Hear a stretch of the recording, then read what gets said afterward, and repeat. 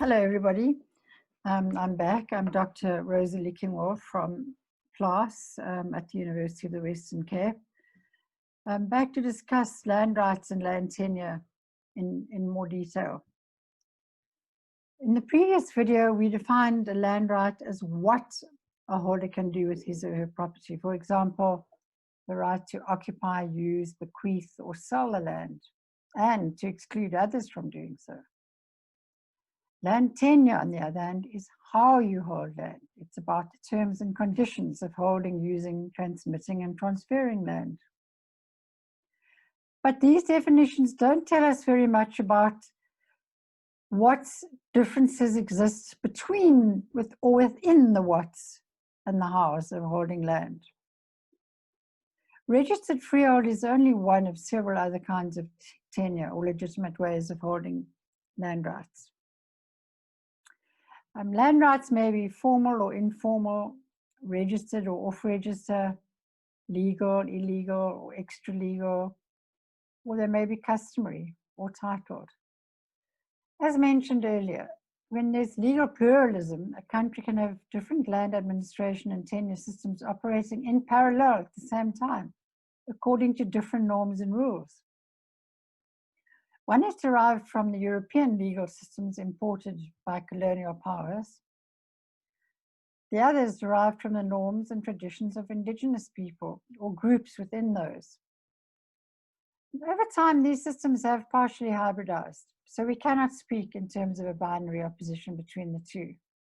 Though, of course, there are different norms that prevail within each type of system. The Western-inspired system is often called the formal system. It comprises officially registered land rights held in the country's registry in terms of various statutes governing registration. In customary areas and informal settlements, land rights do not fit into this framework.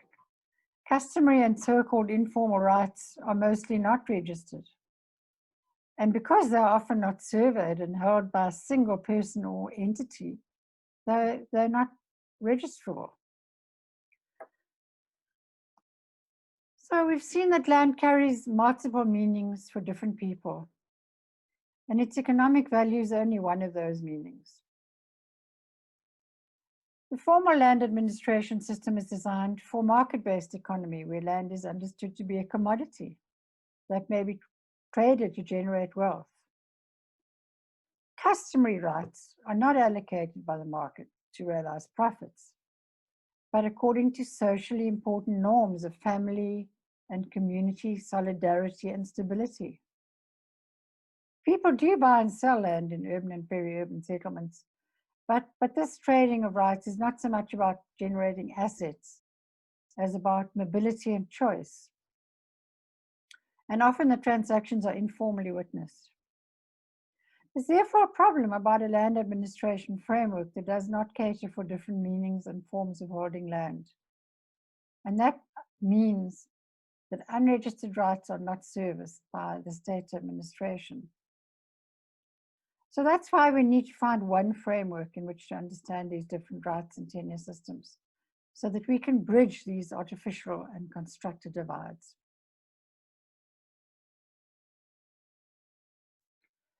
So let's look at why this is so important. You know, why would we even worry about the fact that there are different kinds of administrative systems? Well, firstly, in urban contexts, informal settlements are regarded as illegal and rights are precarious. We're always hearing about evictions and demolitions. And the administration of these settlements is local, in fact, often by community-based organizations. Customary rights are administered by delegated traditional authorities or appointed or elected community authorities. It's difficult to provide administrative support by the state when land administration is conducted locally and where the rights are not recorded in a national database. Thus, customary and informal rights are not incorporated or accommodated into a national land administration or information system. This contributes to fragmented land administration with strong echoes of apartheid legacies. The differentiation of administration translates into under-resourcing of the poor Black settlements in the country, where people do not have recourse to the legislature or to the executive or to a national framework of land administration or the National Land Information System. It's necessary to have a national system of land administration that follows constitutional principles, norms, and standards of equity and of spatial justice, kind of principles and norms that bind all of these kinds of rights and tenures in one normative understanding. It is the state's responsibility to provide administrative resources. So these fadings take us right back to the different values and meanings that individuals and communities place on land that we discussed in earlier videos. Land administration should not be confined to registered rights, but should also serve customary and off-register rights. So the polar categorization of land rights into opposites, like customary, registered, communal, individual, informal, formal. It's a very problematic way of understanding land rights and land tenure from a land administration perspective. It does not capture the reality of tenure systems in urban and rural contexts. And it leads to the exclusion of recognition and administration of these rights. So let's examine a more rigorous way of understanding land rights and tenure. As varied, we can acknowledge they're varied, but not separate. And we can conceive of them as existing along one continuum. So we're going to show 3 illustrations of a continuum. The same idea of a continuum, but different ways of representing them. To demonstrate tenure or rights existing on one spectrum, but with different qualities. So the first 2 graphics that we show you of the continuum are relatively simple. And the third one, which we're actually going to discuss in more detail in the next video, it shows a much wider range of dimensions and elements. So it's more of a 3-dimensional model. So here's the first one, which has become very popular in international circles. It was made by the UN Habitat and the Global Land Tool Network. So you can see the land rights plotted along a line with an arrow at the one end. And this line heads towards registered freehold rights with all sorts of other tenures in between. We think it's a very good representation of the idea of different legitimate rights that are simply at different points on a line or a continuum. However, we do think that this linear approach with an arrow pointing towards freehold can be a bit misleading because it implies a natural progression from informal to formal. I think there are 3 reasons that it's misleading.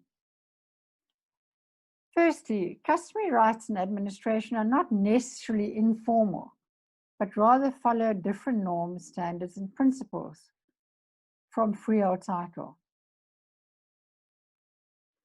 And what we've noticed over years in our research, that freehold rights can informalize when the rights that are transferred over time or inherited are not registered. And on the other hand, customary rights can actually be quite formalized. And then thirdly, an arrow suggests that the end point is always registered freehold and that is the gold standard. This is another diagram of the continuum. It was compiled by a research collective that I was in fact a member of, called LEAP. We had tried to find a way of representing it that didn't show the differences as types of tenure, but rather we looked at the different qualities that make tenure a bit different. So on the top right, the qualities are more socially inclusive. And the bottom left, more private and exclusive. So the more socially inclusive model involves negotiation, dispute resolution. Land is a strong social safety net and a livelihood asset rather than a capital asset. And it has layered rights to different uses, which can overlap.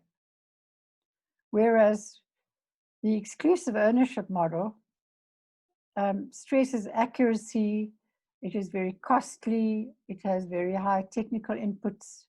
It involves the defining of a bundle of rights. And it is an economic asset for wealth accumulation.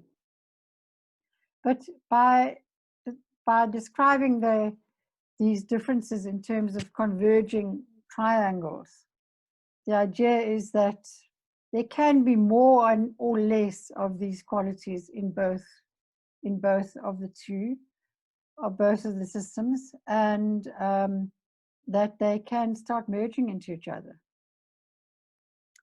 So the third continuum that has far more dimensions was drawn by Professor Whittle in the geomatics department at the University of Cape Town.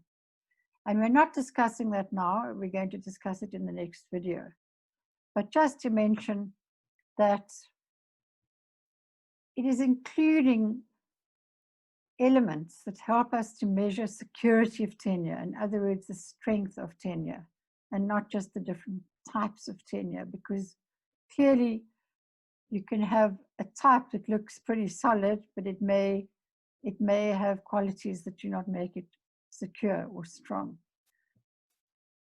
And the three elements that she has used for distinguishing security are legitimacy, legality, and certainty. Those are the criteria which we will look at in the next video. So now that we've seen that the continuum is a powerful way of understanding and recognizing different kinds of rights and tenure in one framework, it helps us to bridge some of the divides we've discussed in this video. So now let us turn to the issue of tenure security and what makes tenure viable and sustainable.